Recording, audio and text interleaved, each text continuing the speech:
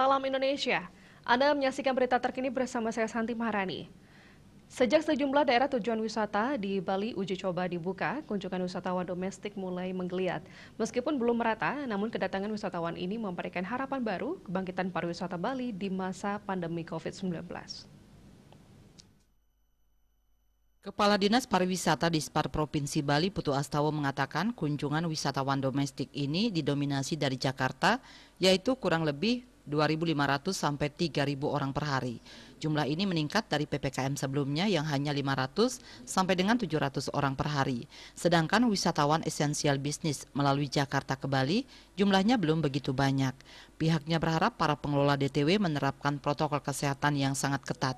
Tidak hanya pengunjung, staf dan karyawan juga harus disiplin prokes ketat. Dikatakan DTW berbeda aturan dengan mal. Kelompok rentan seperti wanita hamil, anak-anak di bawah 12 tahun dan lansia di atas 70 tahun tidak ada larangan masuk DTW. Memakai aplikasi Peduli Lindungi kapasitas 50% CHSI serta disiplin prokes seperti memakai masker, jaga jarak, cuci tangan, dan mengikuti aturan dari pemerintah. Melihat kondisi tersebut, persiapan pembukaan pariwisata internasional dimatangkan.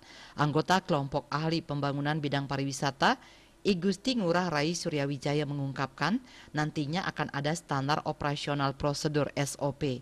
Ini yang akan dijadikan acuan untuk diajukan ke gubernur yang jadi role model menerima kedatangan wisatawan asing. Suryawijaya menekankan pembukaan Bali tidak boleh dijadikan ajang main-main. Dengan sekali membuka pariwisata, pihaknya berharap tidak ada penutupan lagi. Ia mengingatkan komitmen sangat dibutuhkan dari pemangku kepentingan maupun para pelaku industri pariwisata di Bali.